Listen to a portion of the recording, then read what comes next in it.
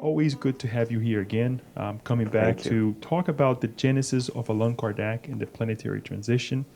Geraldo Lemos is an active Spiritist speaker from Brazil, and he is the current president of the Fundação Cultural Chico Xavier Cultural Foundation in the city of Pedro Leopoldo, Minas Gerais in Brazil. Many of you perhaps have seen him online, different talks as well, here in the US and perhaps in Brazil as well. And it's an amazing opportunity to all of us to have this moment that we can share, again, that we can multiply the teachings with one another. And here is Geraldo to multiply this beauty with us. Thank you.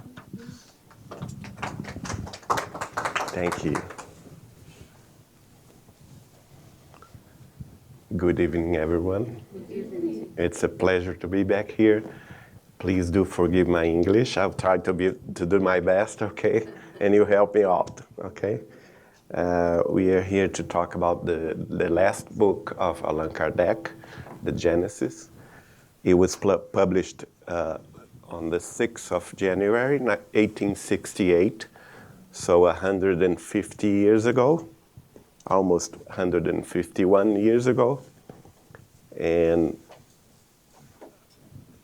the real name is the Genesis, the Miracles, and the Predictions according to Spiritism. We used to call it the Genesis because it's shorter version, right? And here's the front page of the first edition in Paris in 1868. And it's materially has 4 parts. The first one, the first chapter, is one of the most important teachings of Allan Kardec, the character of the Spiritist revelation. And we, as Spiritists, have to know this chapter, have to understand what he tells us about it. And then he studied, the second part is the Genesis. The third part is the miracles, and the last one, the predictions. And when the book was published, Allan Kardec was, of course, already experienced and mature in the matters of Spiritism, in the matters of mediumship, right? And so that it's very important for us to study this book, especially the first chapter. The first chapter is telling us important things that we should all know. It's called the character of the Spiritist revelation. And one question, it's very important. What is the source of a credible information for Spiritism? And Allan Kardec himself wrote that the essential characteristic of any revelation has to be the truth.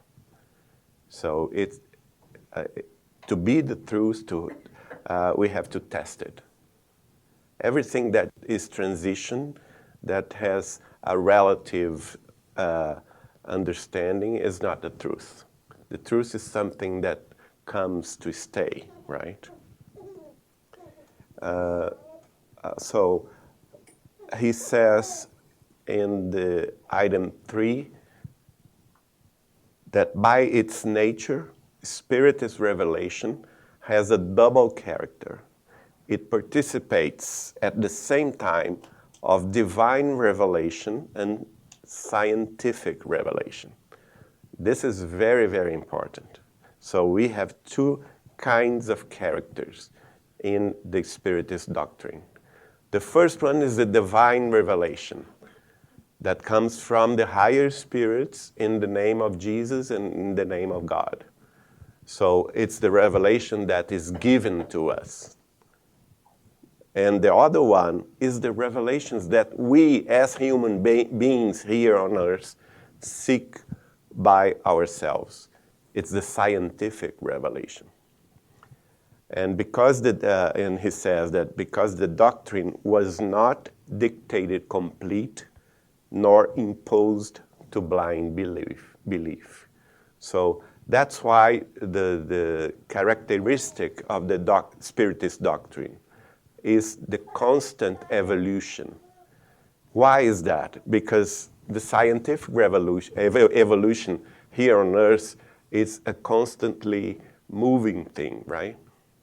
So if we see here on Earth the science of the 21st century, it's very, very different from the science on the 19th century when Allan Kardec was here with us, right? So we have to understand this. And that's why he told us that the doctrine was not completed by his work. He is just giving the first step for the Spiritist revelation. The other ones will come with scientific knowledge. And of course, it depends on the evolution of the science world here, the knowledge, the seek of the knowledge here on Earth by we, human beings.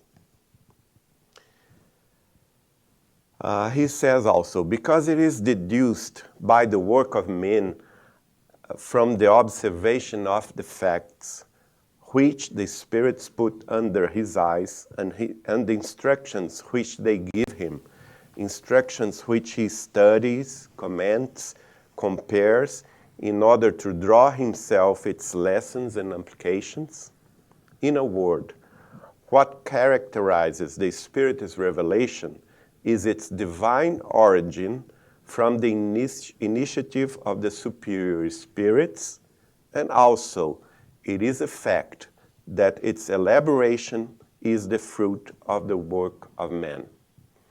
So we as the Spiritists also, we participate in this revelation by the works of all the Spiritists that are committed to write, to study, to also to be as mediums.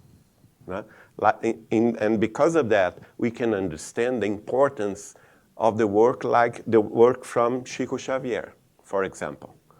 He was a man incarnated on Earth, in Brazil. He worked for 75 years.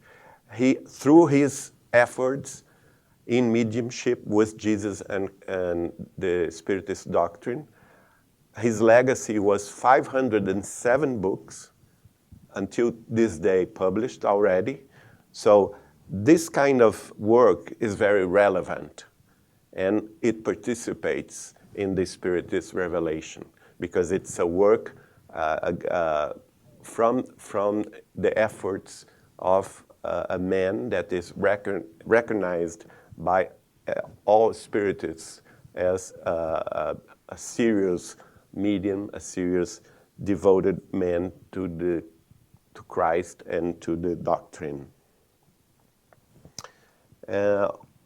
On the Spiritist magazine, May 1865, the Spirit of Pascal wrote to Allan Kardec, "Remember this, the human spirit is innovated and agitated under the influence of three causes, which are reflection, inspiration, and revelation."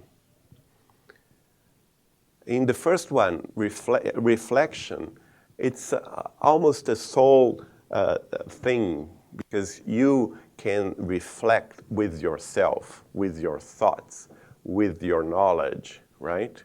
But it's a lonely thing when you reflect, when we think about everything that is going on around you. And by yourself, you're not going to achieve the truth, right? Because you are limited.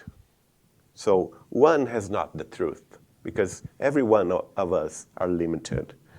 But by inspiration, we can have inspiration from others, other experiences and other teachings, right?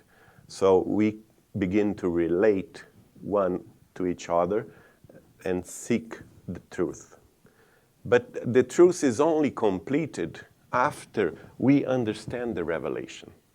So we reflect, we have the inspiration of others, especially others that have something to teach us, right? By example or by knowledge. And after that, we achieve the truth only when we understand the revelation that can come to us from the higher spirits, from Jesus, from God. So it's a 3-step way to the truth.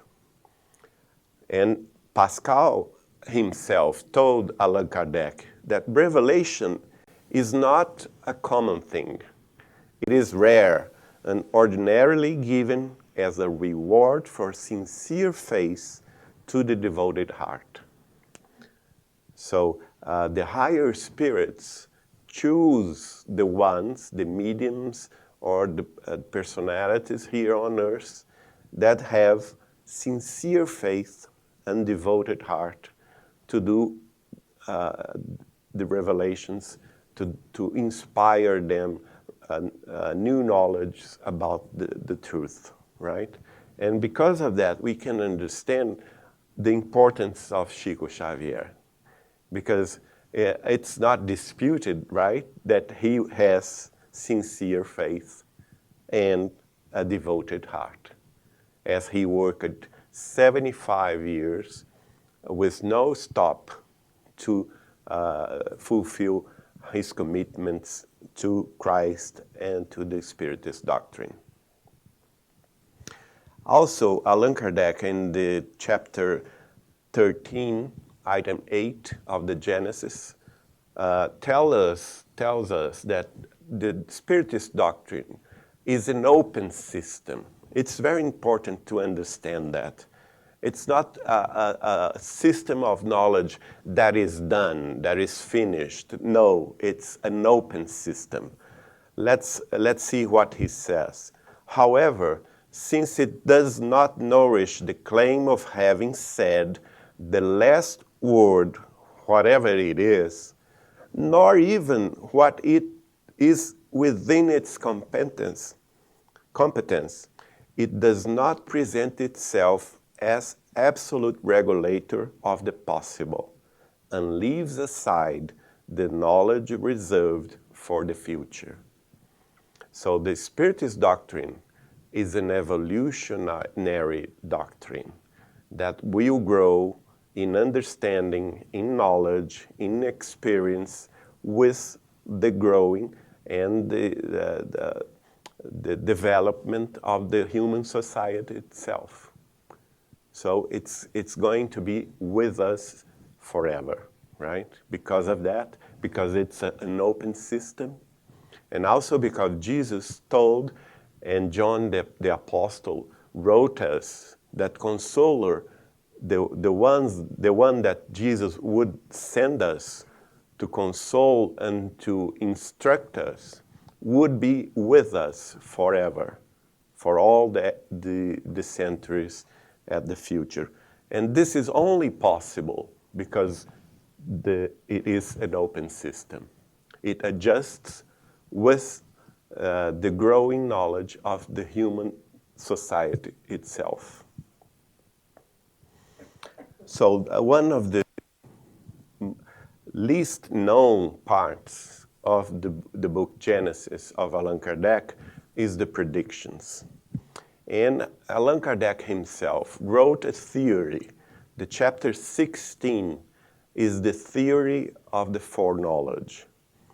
He himself, learning from the higher spirits, elaborated a theory of foreknowledge.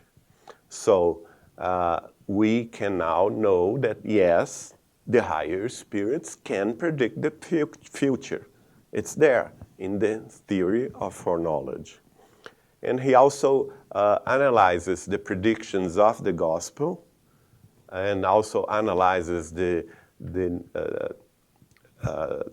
understanding what it is, the final judgment here on earth.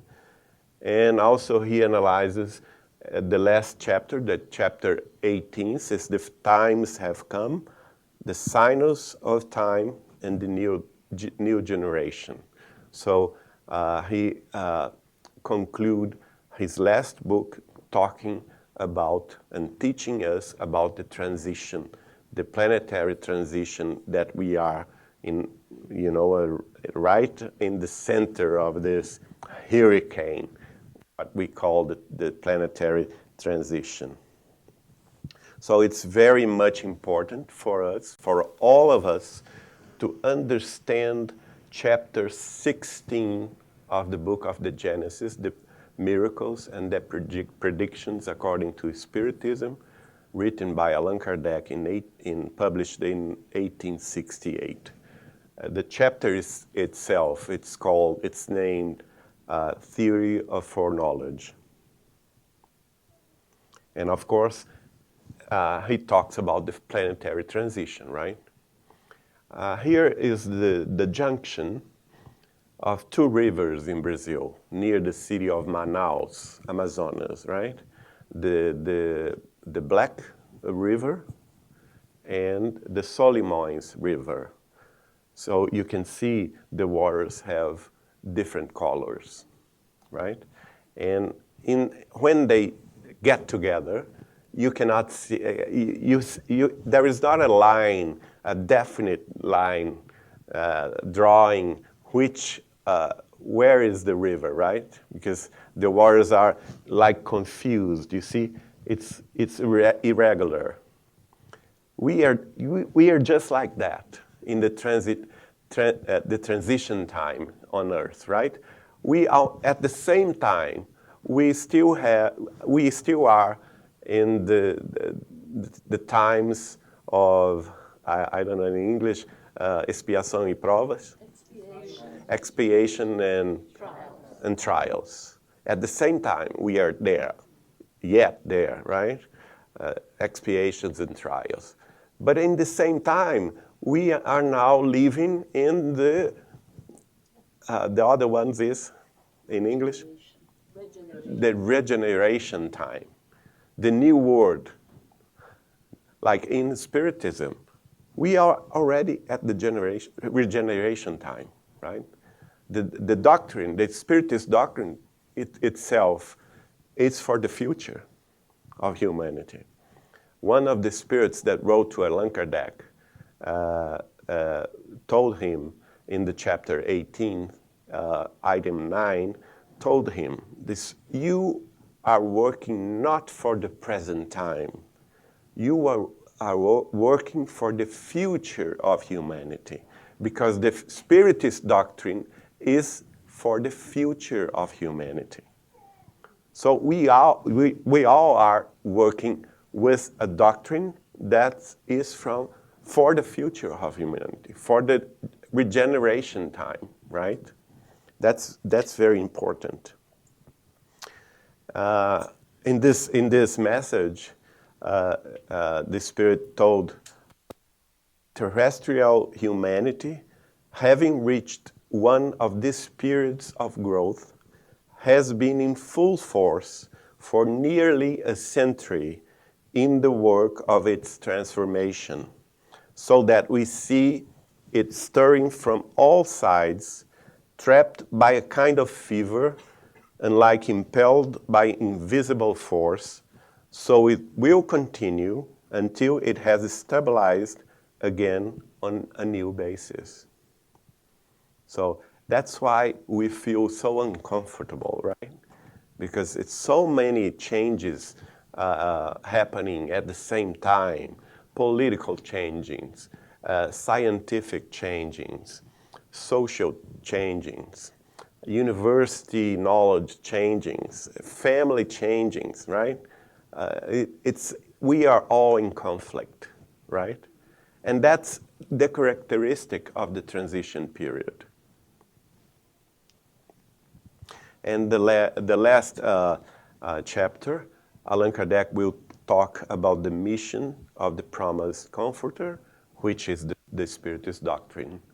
He presents the Spiritist doctrine as the consoler promised by Jesus Christ to his apostle, John the Apostle, right?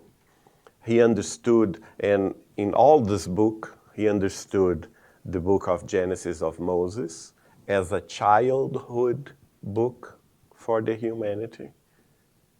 The writings of Moses was just an initial child thing to say about the generation, and should not take for us as a spiritist as a higher instruction, but just an initial instruction, right? And he understands also everything about the miracles that Jesus himself did, and he understands that the importance of the New Testament, the gospel of Jesus Christ, as the moral and ethical religion north for the humanity, right? And also he studies all the predictions and selected several manifestations of Jesus for his comments. The teachings of Jesus about the future. Allan Kardec will study this and refers in the end to the annunciation of the Comforter promised. And this is very important because he presented as the gospel of Jesus as the moral and ethical basis for the Spiritist doctrine. It's on the chapter 17, item 26. Allan Kardec says, "The words of Jesus will not pass away, because they will be true in all times. His code of morality will be eternal, because it consecrates the conditions of good and lead man to his eternal destiny." This is very, very much important for us. So we have this, I'm sorry, this is still in Portuguese. I forgot to change it. So we have here three important things to consider, right, about the planetary transition. The first one is, as we talk about, the book of Genesis of Allan Kardec. The second one is the mediumship of Chico Xavier. And we have to study closely the teachings of this medium. And we can understand now, because we have some scholars that have studied them, like Marco Paulo Denucci de Espírito from Brazil, from Belo Horizonte. He is a fellow friend and brother from our study group, the Saber Espiritismo group. And he studied for 12 years all the books from Chico, the books from Allan Kardec, and also the last book of the New Testament, which is the Revelations of John the Apostle. So that he found out that the mediumship of Chico Xavier, through 75 of his books, has, and also with 22 spirits writing, and also not only writing, but also inspiring Chico in interviews, and also by voice, by the mediumship of talking. I don't know how to say. Here in English is psychophonic. And he analyzed all those messages, in totals 199 messages from 22 spirits in 75 books of Chico Xavier, and found out that those spirits, through Chico Xavier, has given us all the symbolic meaning of the symbols told to us by John the Apostle through the Revelations book, so that we can now understand what John was talking about, right? And the book is this one. It was published in Belo Horizonte on the last November, so next month will be 1 year. It's on its second edition now, and it's very, very important. It's the first book that analyzes the last book of the Gospel, which is the Revelations of John the Apostle, taking in consideration the knowledge of Allan Kardec, the work of Allan Kardec, mainly the work at the Genesis, and taking into considerations all the revelations that 22 spirits wrote or talked about through Chico Xavier in 75 of his books. Sorry. Then what is the apocalypse? What is the meaning of the revelations? And by the Greek apokalypto, we can understand that the meaning is to unveil the truth, right? So it's not the end of the world, right? It's commonly mistaken this. Apocalypse does not mean the end of the world. It just means the unveil of the truth. As we can see at the chapter 1, versicle 1 of the Apocalypse, it said that, written by John the Apostle, revelation of Jesus Christ that God had given him to show his servants the things that will soon happen, and that by his angel has been sent and notified to John. So John itself, the Apostle John, present the Revelations book as a revelations given by God through his angel, through Jesus Christ to him. And the Spirit of Emmanuel will teach us on the chapter 14 of the book A Caminho da Luz, how is the on the way to the light, chapter 14.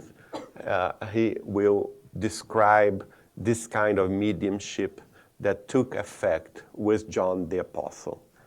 The Divine Master calls to the spaces the spirit of John, who was still trapped in the bonds of the earth, and the Apostle, astonished and afflicted, reads the symbolic language of the invisible.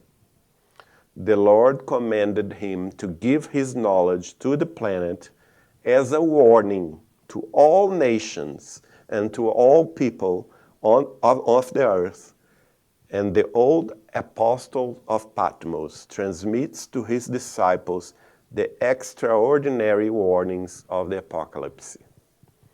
All the facts subsequent to the existence of John are foreseen there.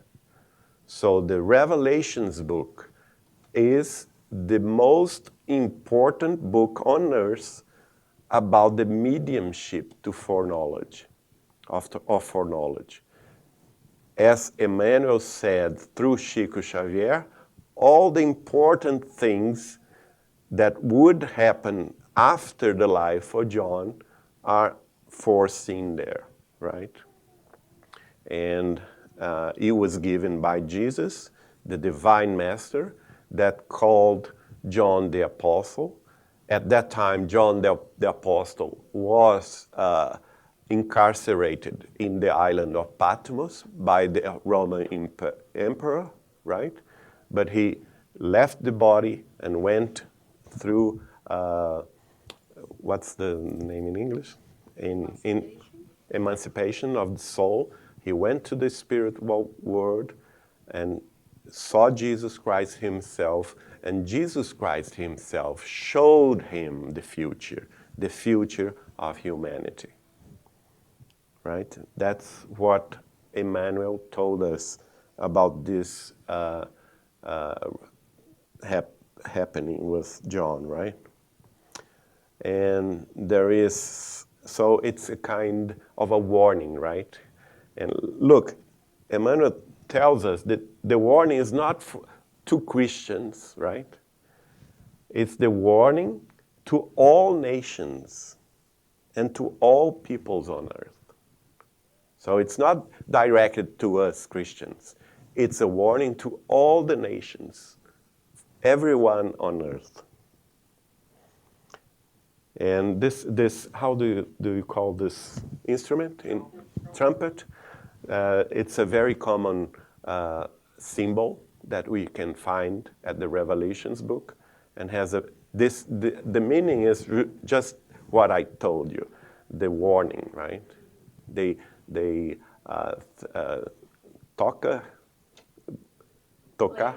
played the trumpet just as a warning. Look, this is important. And the relevance, right? The relevance of this, Emmanuel himself told us in the books In the Way of Light. We see then that the apocalypse of John is of singular importance to the destinies of terrestrial humanity. So this book is very important to us, and we shall understand them, all the teachings of this book. And I can say to you that I myself, I always reject that book because I couldn't understand it. It sounds so crazy and so, and one time I told Chico Xavier, Chico, you forgive me, but there is one book of the New Testament that I cannot swallow. I cannot understand it because it's so crazy. And Chico would be surprised and told me, what is this, Geraldine? Which book is that? And I told him, it's the Revelation of John, the Apostle. And he laughed at me and told me, he's very humble, right? And told me, for me too, it's very difficult to understand it. And nowadays, after reading this book of Marco Paulo, and after find that Chico Xavier himself had received 199 messages telling us about this book, instructing us, showing us the meaning of all those symbols. And I thought to myself, Chico Xavier was so humble, and he couldn't even tell me that he understood what it is all about, right? Here we have the 4 interpretive, is that right? Interpretive keys that the symbolic figures have, right? The first one that we can see at the book, The Gospel According to Spiritism, from Allan Kardec, chapter 1, item 5, Spiritism is the key with the aid of which everything is explained in an easy way, right? So we can understand one very important thing. The book of the Revelations of John cannot be understood without the key of the Spiritism, because Spiritism has this important key that shows us the reincarnations and also the law of that rules the cycle of multiple lives, and also the cycle of expiation, of trials. And if we don't have this key to understand it, we cannot properly understand the book of Revelations. And Marco Paulo will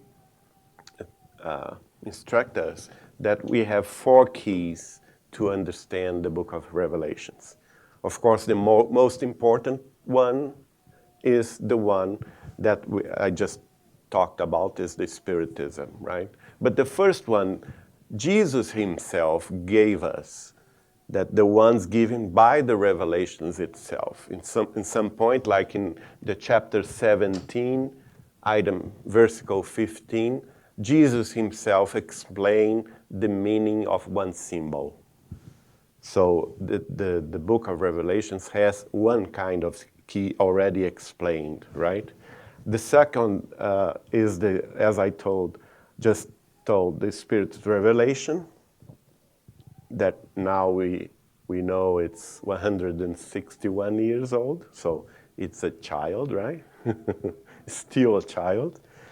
The third one is the ones presented and given in other biblical texts, especially the book of Daniel.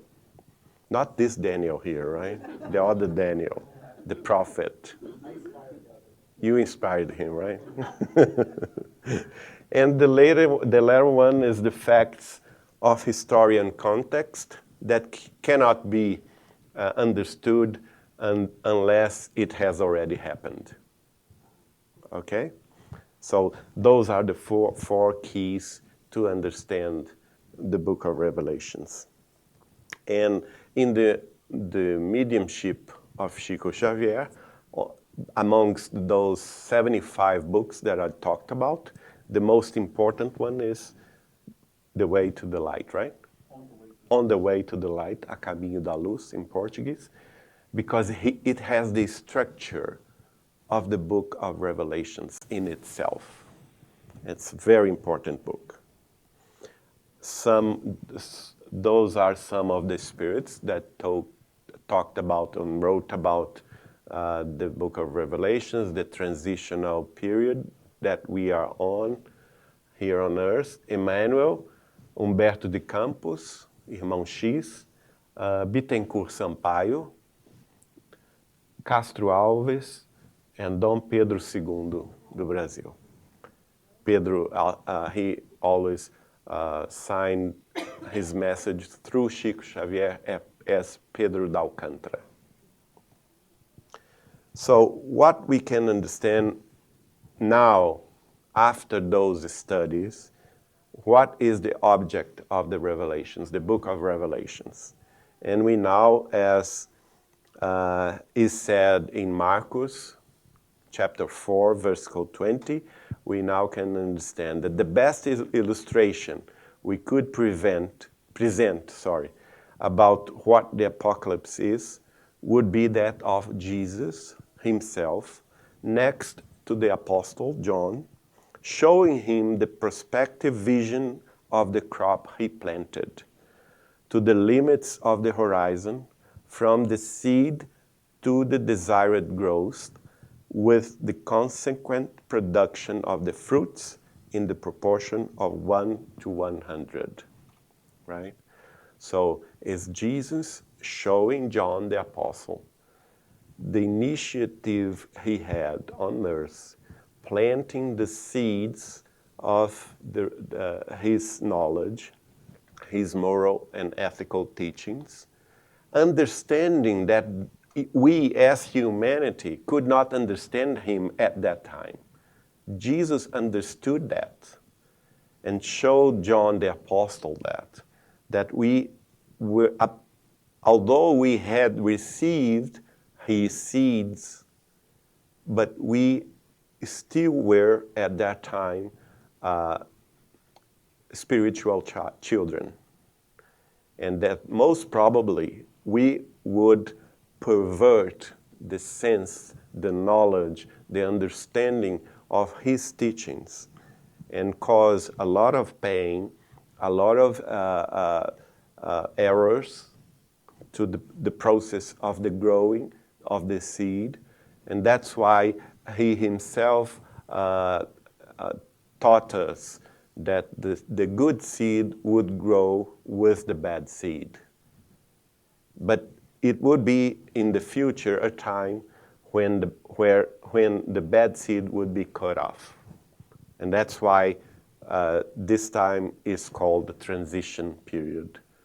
the transitory, planetary transition. It's the time to, how do you say, the safer? The harvest of the good seed, right? I'm sorry, this is in Portuguese, sorry. But we can understand that we have also, by those instructions through Chico Xavier, that we have a theme, a cut theme on the book, right? I can talk about this a little earlier, a little late, okay? And this is the symbol, the most important symbol, as the beast. What is, or who is the beast of the apocalypse? And this is a drawing drawn by our fellow brother from the Saber Spiritismo group, the Tiago, his name is Tiago Panegassi, and he shows us here the bestiality of human beings.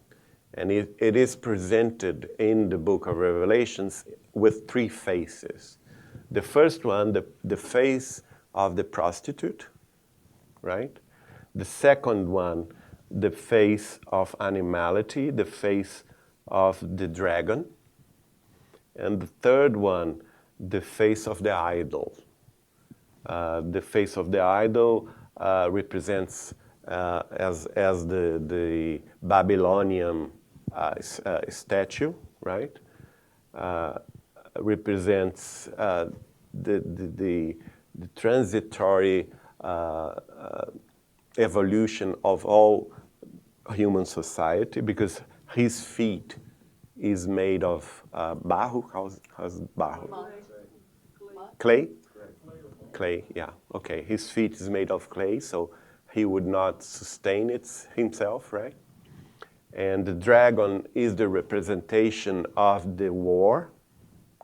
So the tendency of all human societies, especially the most powerful ones, to inflict the war on the other ones, as like the Roman Empire did, as like the British Empire did, and so on, right? And the prostitute is the representation of the institutional religious that was far away from the real teachings of Jesus, and perverted itself with power, with money and riches. So, and all of that together is the representation of the beast. The number 666, right? But they have common ground, you see, on their feet. And which is this common ground? Bestiality. The human bestiality. That is the paradigm of materialism. Materialism, right? That's why in the Kardec's books, he told us that Spiritism did not come to confront other religions. Spiritism came to earth to confront materialism. Because we have, in these transitory times, we have to surpass the paradigm of materialism and understand and incorporate another paradigm, the spiritualism paradigm. Paradigm? Okay, thank you. And also there are another symbol, very interesting. It's the bride of Christ, you see? And we can understand that the bride of Christ is Brazil. It's that's why all the spirits told us through various mediums that the tree of the gospel was being transplanted from Jerusalem to Brazil. And that's why also in Brazil, the Spiritism developed so fast ahead of other nations. Because Brazil has this mission amongst the other nations, right? And here, how we are in with time? We're good. Okay, good. Okay, this is one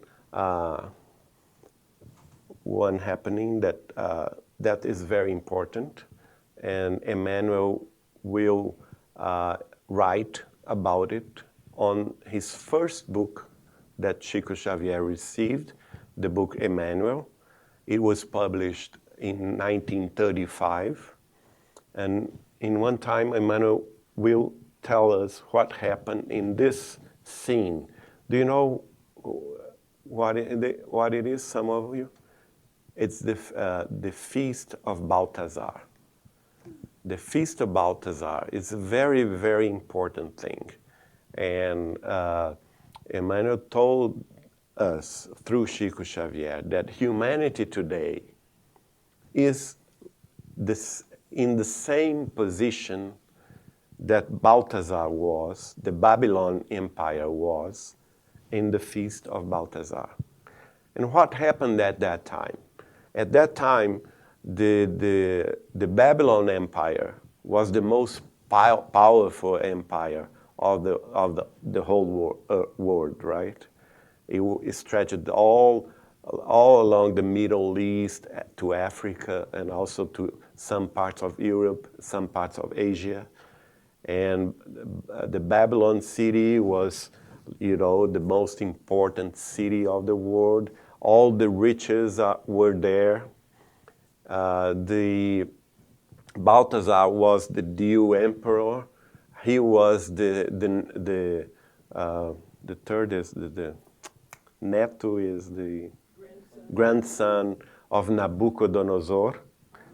He was the grandson of Nabucodonosor, and his grandfather, Nabucodonosor, was the one that invaded Jerusalem and took all the riches from the Jewish temple, the most high temple of Jerusalem, and the glasses, the gold glasses, the arch, everything he took off from the temple and brought to Babylon, right? And in this time, Baltazar, which was just, took in office as the new emperor, his father had died, he invited everyone, how do you say the court? The court? A court. Yeah, court, okay. He invited the court to a feast. And it was a huge feast, with wine and music and all the, lots of food.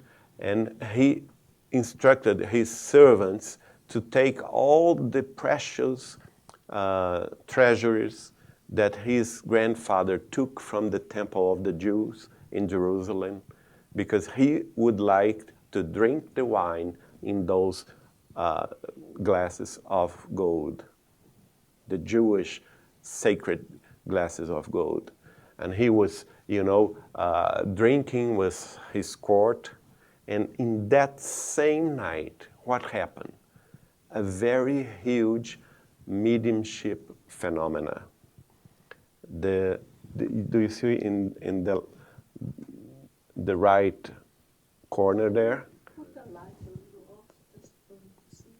A little off? It's written something. Yeah, it's written in Babylon, 3 words. Can you see that? 3 words in Babylon. It was direct writings, is that right? Escrita direta? A writing, yeah. The spirits in a wall, a stone wall, they wrote 3 words: Mane, Tecel, Fares. And Each word has a meaning.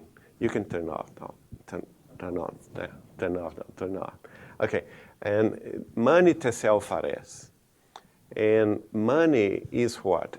Money is the time that all that has been given to humanity was being counted. So it's the time to count all the blessings and also all the wrongdoings of humanity. And they put this on balance, right? And tesel, the second word, means what? That after putting all the blessings and all the wrongdoings of humanity, the balance showed us that humanity was on fault. Humanity did not understood the blessings and perverted that. So the tesel means that humanity was found on wrongdoing. And the fares, the last word, means that after being found on the wrong side of the road, right, humanity was condemned to be separated. That's the meaning. Look, this is very important because at the same night of the Baltazar feast, the Emperor Cyril from Persia invaded Babylon and took all the empire upon himself. So this is a warning, right? And Emmanuel tells us through Chico Xavier that the Occidental nations of the world are now in the 20th century, and we can still be there in the 21st century, in the same position of Baltazar, commemorating the epoch of our society, but not knowing that we are in the brink of the ruin. That's one important thing. That is said in, like I told you, the book Emmanuel, page 178 of the edition by the FEB, Federação Espírita Brasileira. And because of that, we can understand the book of Revelations by John the Apostle that has those three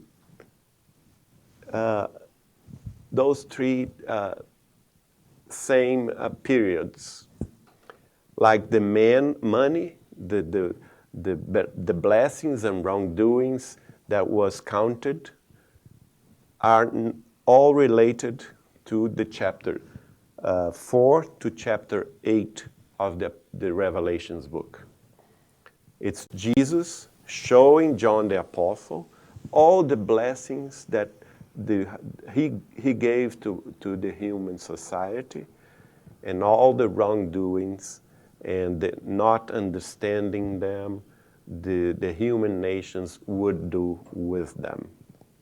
After that, we can now understand that from chapter 9 to chapter 17 is the phase called the Tesel.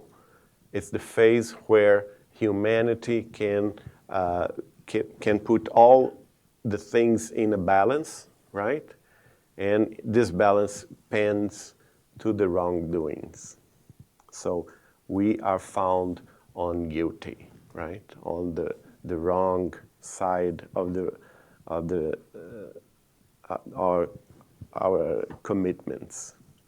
And the spirits through Chico Xavier would also tell us that each chapter has a meaning in itself. Like chapter 9 itself is the chapter that will show us the history of all wars, from versicle 1 to the last versicle. The chapter 9 is the history of all wars. Like chapter 12 is the history of the religious institution that was perverted by power, by money, and by riches. So each chapter in this red section, the Tessel section, has a special meaning through the history of humanity.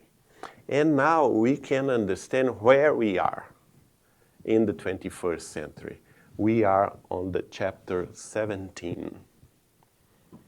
Because after the chapter 17, from chapter 18 to the chapter 20th of the Revelations book, they talk about the regenerated world. So the time that the terrestrial society has already achieved the regenerations. So we are not there yet.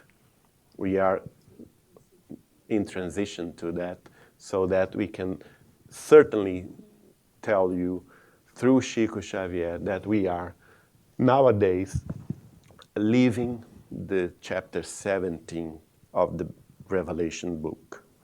And there is a special symbol, this symbol of these chalice. Yeah, I told glass, but it's chalice. The symbol of the gold chalice, right? Chalice? Oh, chalice, okay. And it's very important, the chalice, because it was the one that, you know, the Babylon Nabucodonosor emperor took from the Jewish temple in Jerusalem, and was the ones also that his grandson Baltazar drank the wine in his feast, and in that same night he was invaded by Cyril from Persia, and the Babylon Empire ruined, right?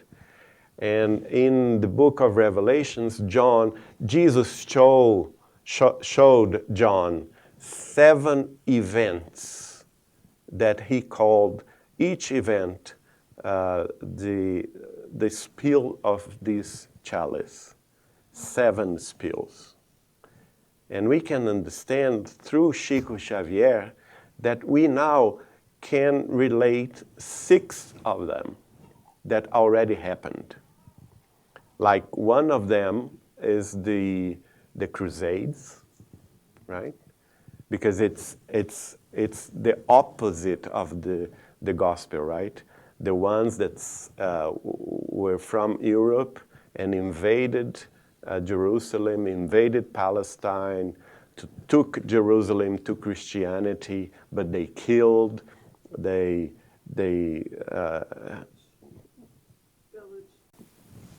pillage, yeah, very much those people, and that's why they hate us until this day, right? Because we provoked them, as Chico Xavier told me one time, right? And this was so wrong. The other one, very, very easy, was the Inquisition, right? The Inquisition also, after the Reform, the Roman Catholic Church that burned and killed many of the ones that did not agree with it in the name of Jesus. And this is absurd. The other chalice spill is the World War I, World War II here on Earth. So they are events, very important events, that itself represents the law of cause and effect. Like the ones that provoked the Crusades were the victims of the Inquisition. The ones that provoked Inquisition are the victims of First World War and Second World War. You see? It's the law of that's why reincarnation and the Spiritist teachings are so important to understand the book of Revelations. And now we are where? We are leaving the seventh chalice. We don't know yet what it is, but it's possible that it is happening right now. I don't know. Nobody knows. It did not happen yet, but could be interpreted as the role of Spiritist doctrine, showing the world another kind of religion, another kind of understanding, but also could be the Third World War. We don't know. We don't leave this yet to fulfill all this revelation, right?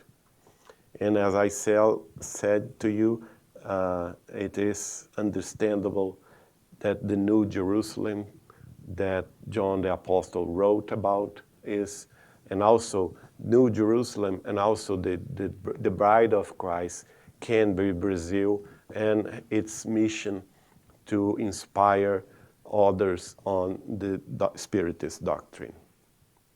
Thank you so much.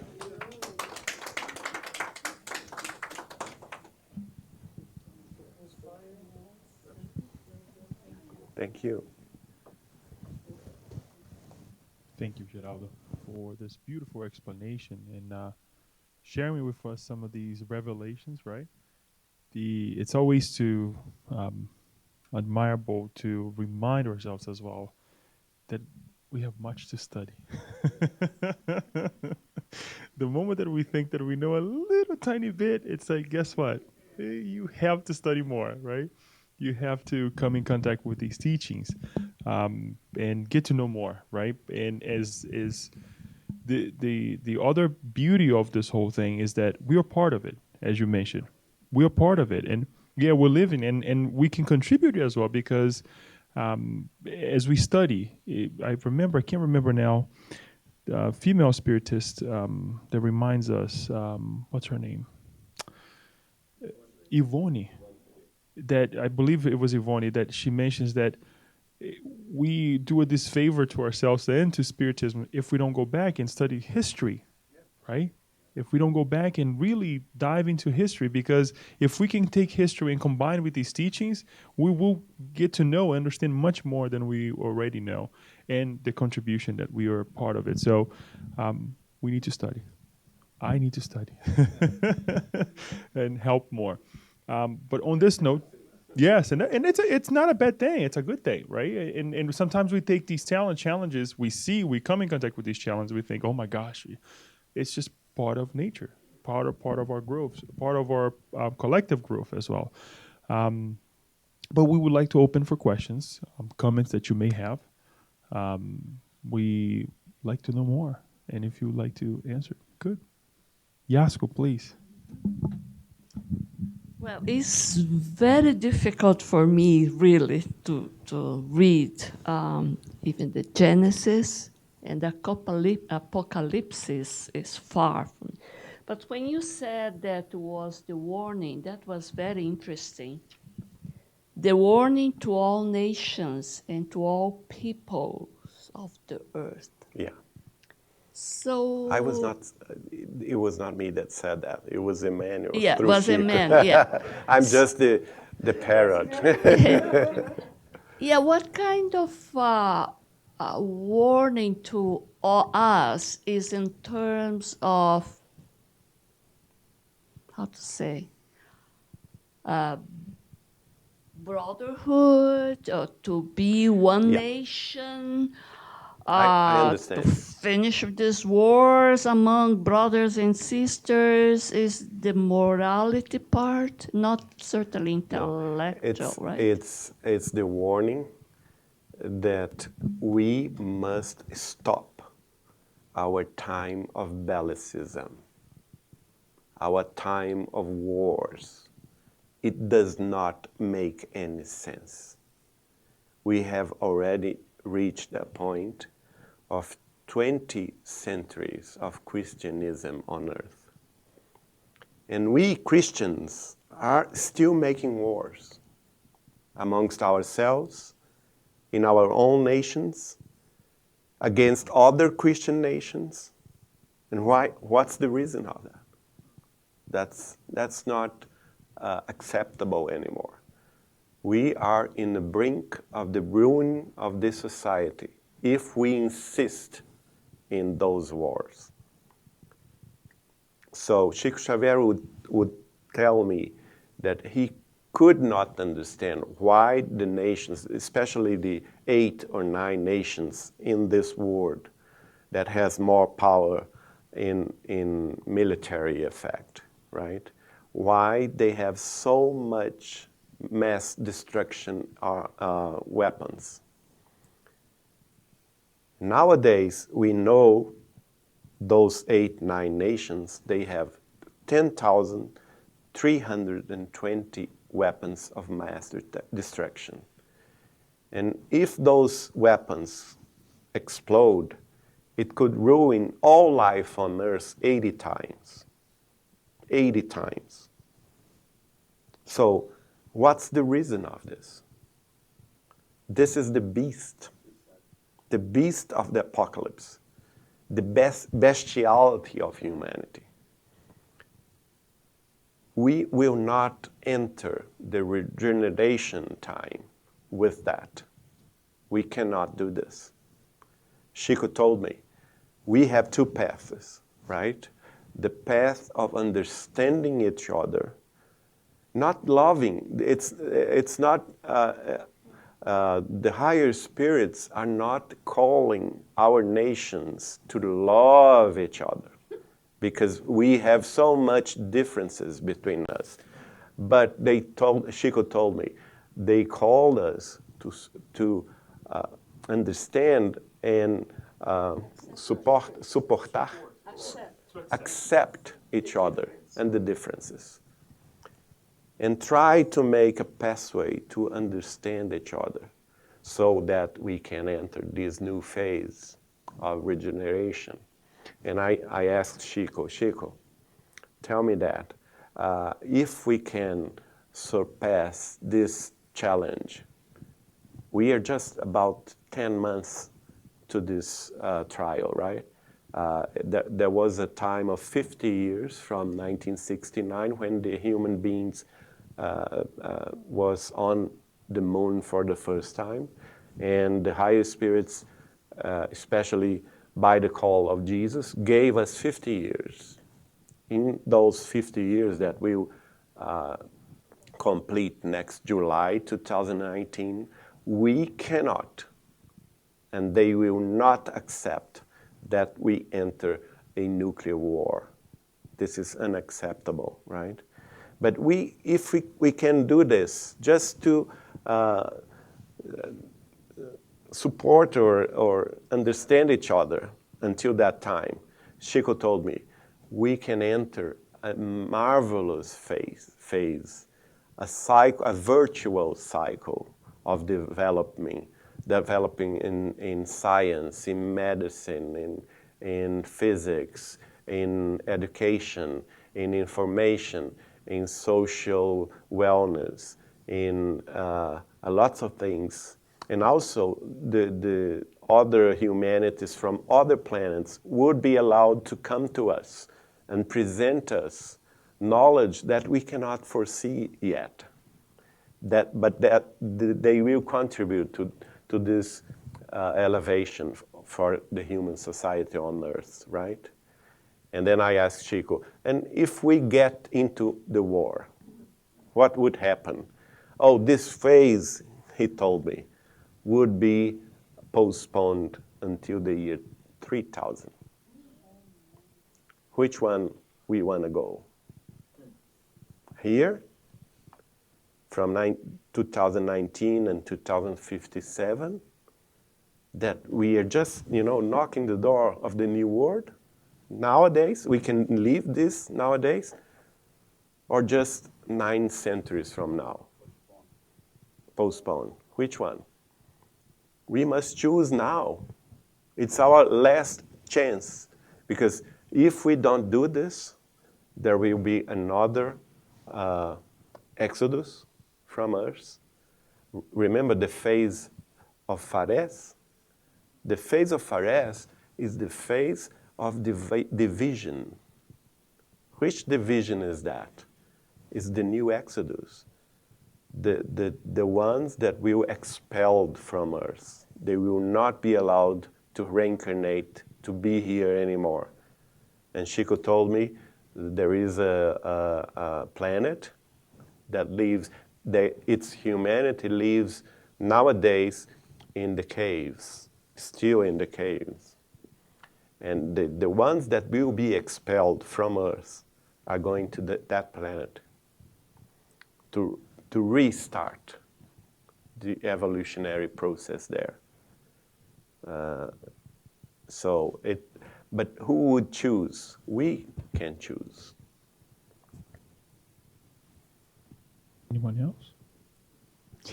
Everyone is quiet. Daniel.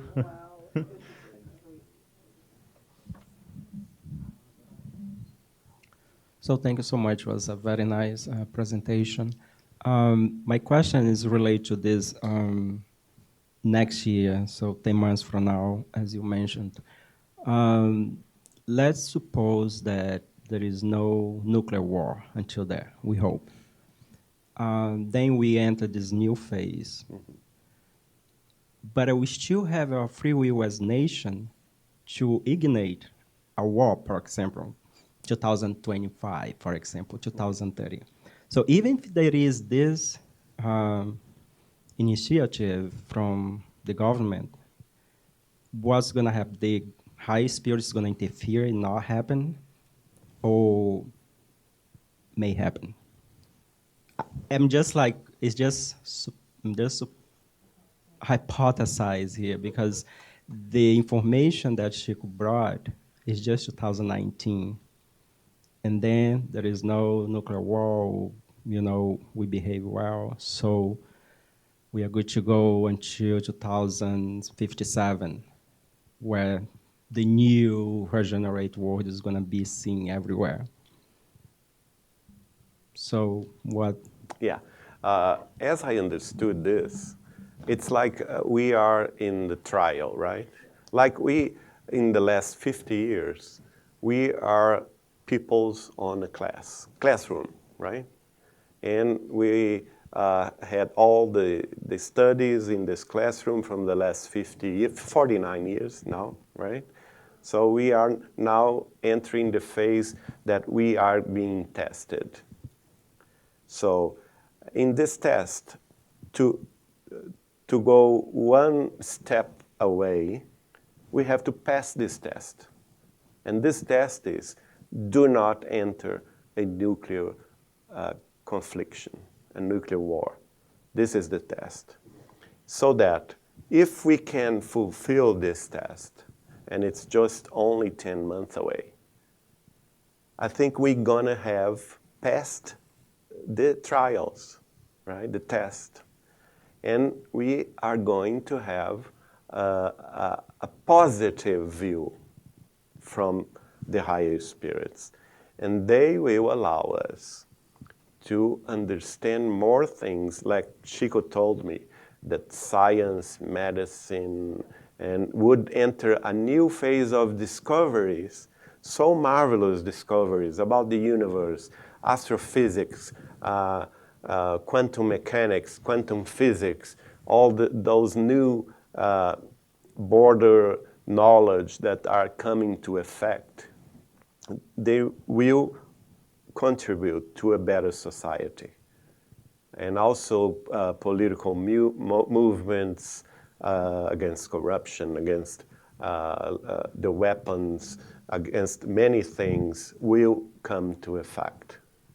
And I believe that this is in straight relations with what Chico Xavier told us on the second program, Pinga Fogo, in 1971, the 23rd of December, 1971, in Tupi television in São Paulo, when he was asked about the transition times, and he told us at that time that Emmanuel affirms that in 2057, the human society will be entering the regeneration period.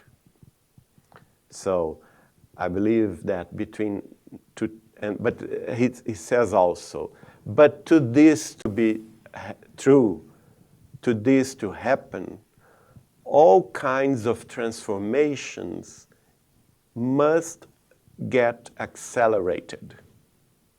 So I believe, in conjunction with 2019, that if we pass the trial, pass the test, and we did not get to do a nuclear war with ourselves, so we are going to enter a very rapid pace of transformations in society between 2019 and 2057, so that we can arrive in 2057, 3 centuries after the initial time of transition, as we could see here in the Genesis, that the Spirit told Allan Kardec that the initial time of transition came to effect 100 years before the Spiritist Doctrine. 100 years before the Spiritist Doctrine is 1757, right? And that's why Chico Xavier told us 2057 and not 2060. Because 2057 is 300 years from the initial time and 200 years after Spiritist Doctrine was brought to us by Allan Kardec. So the real transitional time is 300 years, 3 centuries. And the last phase of it, from 2019 and 2057, is the one that humanity itself would get to accelerate its pace to a higher understanding. And also Chico Xavier told me that the ones that would reincarnate here on earth after the year 2000, they would come from higher plans, right?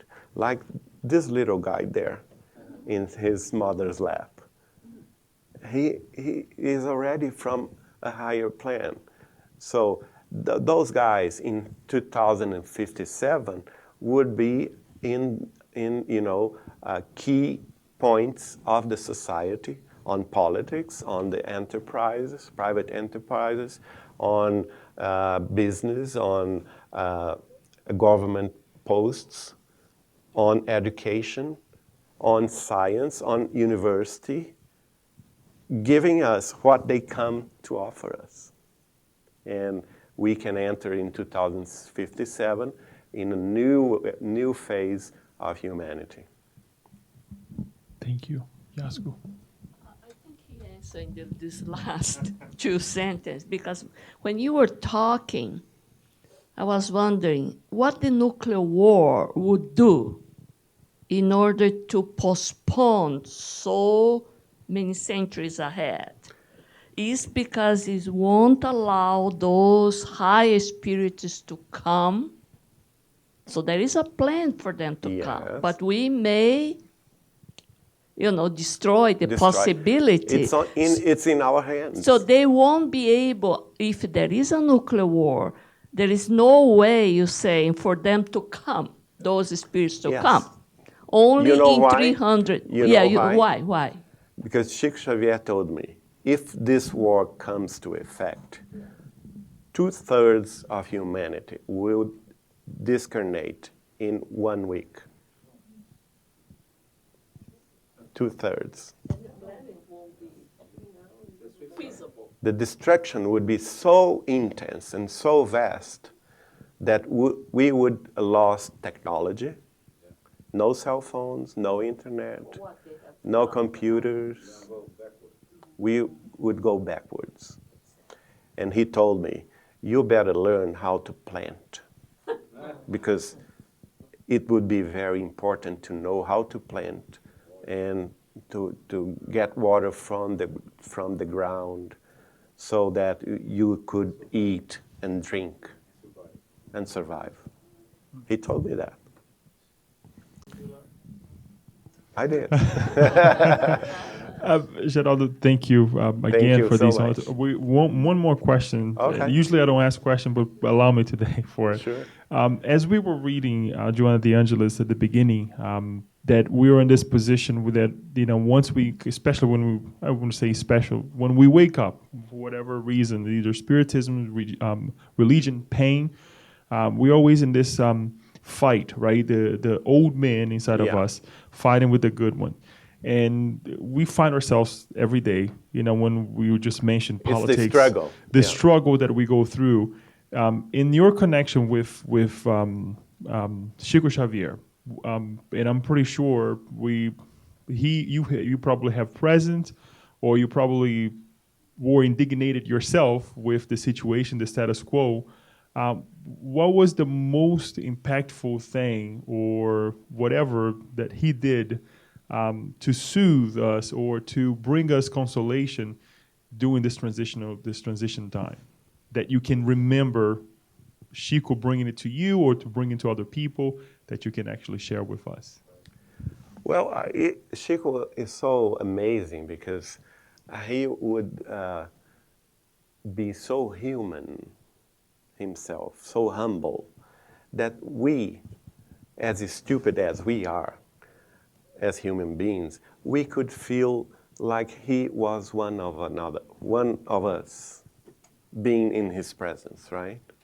And he would talk things that at that time, like in the 80s, he would talk things that I was in my 20s, 25, 24 years old, and I would listen to him and I would think, this man is crazy. This is absurd. Like one time he told me that Brazil had so much petroleum and would discover so much petroleum and would be so rich in petroleum. And that time, Brazil had no petroleum, no oil at all. And I asked Chico, but where? Because at that time, the governor of São Paulo was doing, the one that is locked now. No. It's the governor of São Paulo. Paulo Maluf. At that time, Paulo Maluf had a state company, Paulipetro, and in inland São Paulo was perforating, oil drills, and did not find anything but water, right? And everything was laughing at him, that he was, that's stupid. There's no oil in inland São Paulo. And I was laughing too, and I talked to Chico, and Chico told, no, Geraldine, it's not there. We have so much oil in the bases of Atlantic Ocean, and we can find this oil 3,000 meters below sea level.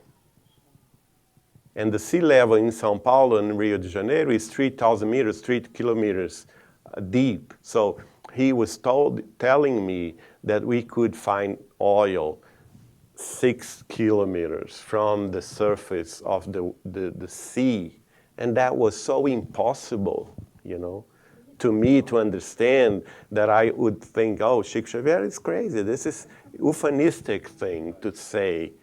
And in the 2001, 2002, they did find it, and Petrobras found those drillings and camps, and it's now producing all the oil Brazil needs, you see. So it's a process that Chico would tell me things that at that time I myself didn't believe, because it was so in the future, and so I could not understand what he was talking about. And nowadays, much of everything that he told me has come to effect. In my personal life, he would predict things that would happen to me. In my personal life, in my family life, in my profession, everything happened. Everything that he told me happened. In the society, all the political turmoil that Brazil lives from the last 20 years, he would project that and he would told me, and it's there. I mean, so that I cannot doubt the other things that he told me, and I certainly believe they will come to effect also. Okay? Yes. Thank you again. Nowadays, let me tell you something. I have here in my computer 16 videos of Chico Xavier talking about the transition time. 16 videos. If you can copy them, I would be glad to let you.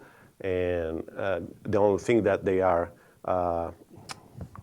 subtitled in Portuguese, but you can do the translation, right? And it's amazing. It's amazing.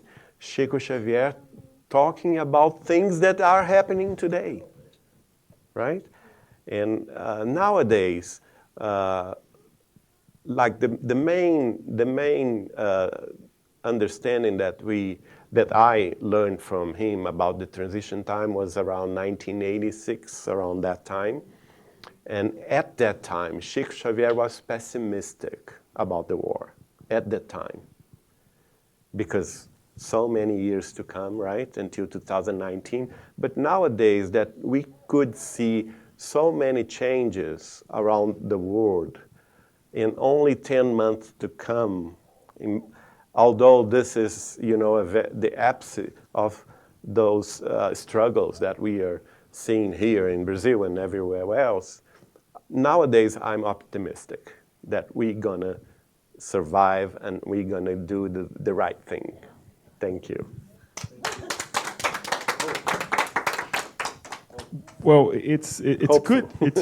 It's good to know that Geraldo is optimistic, because we need this optimism, right? So we partake on this optimism. Thank you again, Geraldo, for all of your explanations, answering these questions. We would love to,